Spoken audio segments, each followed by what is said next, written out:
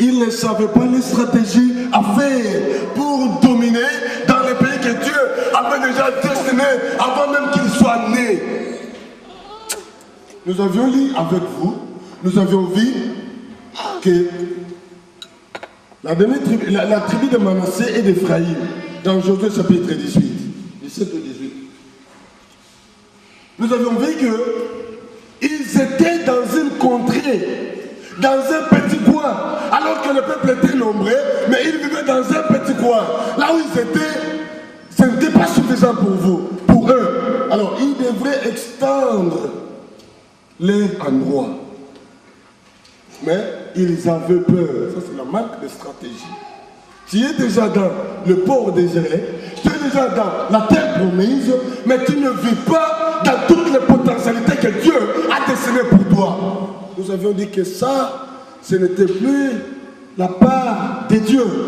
Parce que Dieu les a fait quitter Égypte et ils ont atteint le Canaan.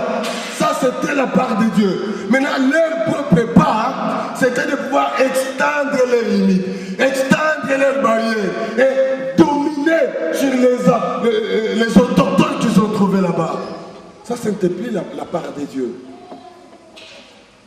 Dans Juge chapitre 1, verset 19 en 20, nous avions vu aussi les enfants d'Israël, ils avaient peur alors qu'ils étaient déjà dans la terre promise, au Canaan. La terre que Dieu a prévue pour eux. Avant même qu'ils soient nés, avant même qu'ils grandissent, Dieu avait déjà destiné cette terre. Et il a dit ça à Abraham, que je donnerai cette terre à ta descendance. Mais une fois qu'ils étaient déjà dans la terre promise, ils avaient peur de quoi? Ils avaient peur des chars. Juge chapitre 1, verset 19 à 20, nous avions lu que les enfants d'Israël étaient déjà au Canaan, mais ils avaient peur de chasser les Cananéens parce que les Cananéens avaient les chars. Les enfants d'Israël, ils ont oublié que les dieux qui les a fait traverser la mer Rouge, le fleuve Jourdain, étaient plus forts que les chars des Cananéens. Ils ont oublié. Quand tu oublies, c'est-à-dire que tu es ignorant de quelque chose. Nous sommes en train d'ignorer beaucoup de choses. Voilà, des fois nous sommes dans un coin où nous pouvons évoluer très bien, mais nous n'évoluons pas. Nous sommes en train de marquer le pas sur place. 5 ans, 10 ans, nous sommes toujours les mêmes personnes. Les enfants d'Israël avaient peur. Ils avaient peur des Cananéens parce que les Cananéens avaient le char. Les enfants de Joseph, Ephraïm et Manassé, ils avaient peur. Ils sont allés voir Josué. Nous avions lu ça dans Josué 17. Que nous ne sommes pas capables de vivre dans ce petit coin. Josué leur a dit, allez-y, attaquez les Cananéens. Pourquoi vous avez peur? Allez-y, attaquez-les. Et élargissez votre tente, élargissez votre endroit. J'ai déjà donné ce message ici. Dans la vie, si tu ne combats pas, tu es combattu, que tu le veuilles ou pas. Et le monde nous dit que la vie c'est un combat. C'est-à-dire, toi qui es vivant, tu vis dans ce monde, si tu ne combats pas pour ta vie, sache que la vie est en train de te combattre. Si tu es debout comme ça, et que tu ne veux pas attaquer, sache-le, si tu crois maintenir ce standard, tu ne sauras pas. Parce que là où tu es, horizon la cible. Donc, si tu veux maintenir les standards d'ici, il faut que tu avances. Et quand on va te faire reculer par les pressions de la vie, et tu vas rentrer, là où tu es, quand même tu es en train de garder les standards. Mais si tu n'avances pas, tu es toujours ici, quand les pressions de la vie viendront, tu recules. La vie c'est un combat.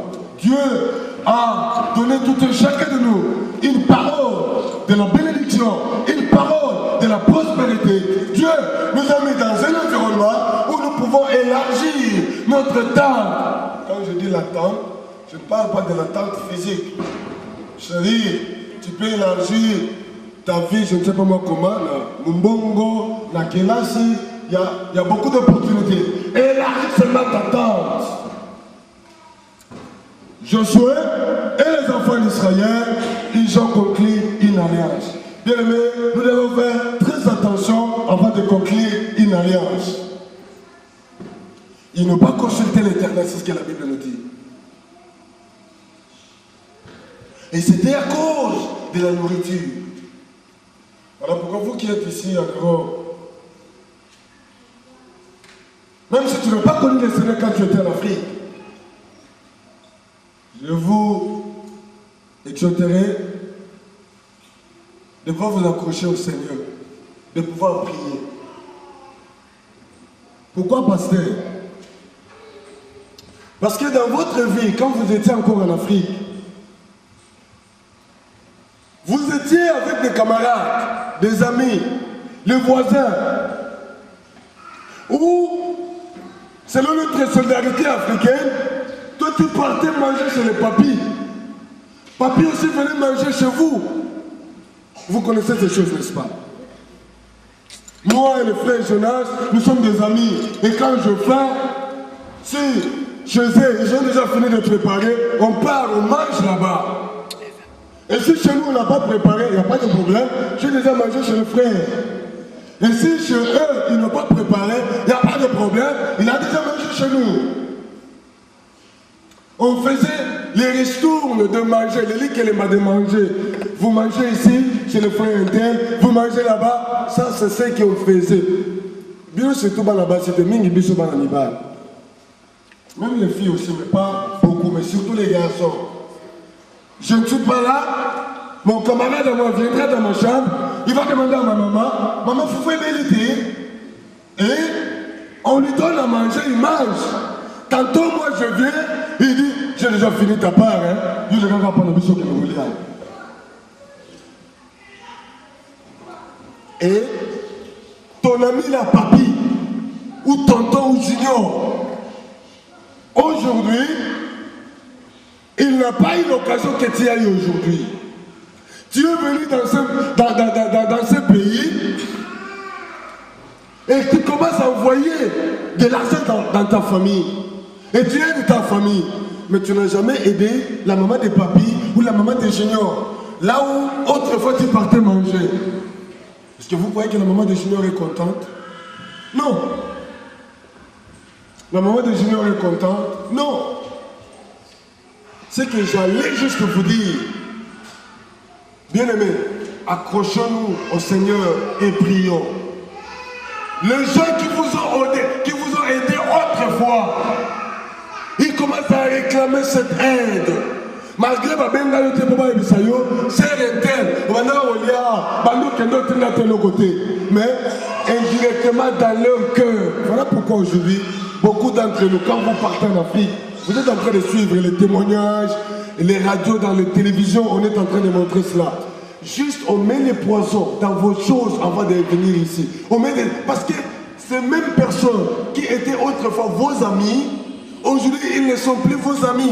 Parce que Dieu vous a déjà amené dans un endroit où ils ne sont pas encore capables d'arriver dans cet endroit. Ils ne sont plus vos amis. Stratégie de vie.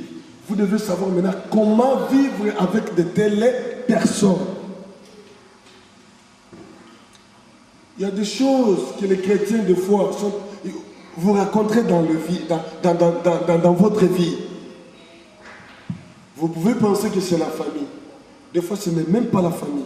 C'est juste les camarades que tu fréquentais autrefois. Parce que toi, tu es venu en Europe et tu as envoyé les photos. Ils ont vu les photos, ils commencent à dire, il y a comment le qu'on a un genou, hein? Et cela a créé une jalousie dans leur cœur.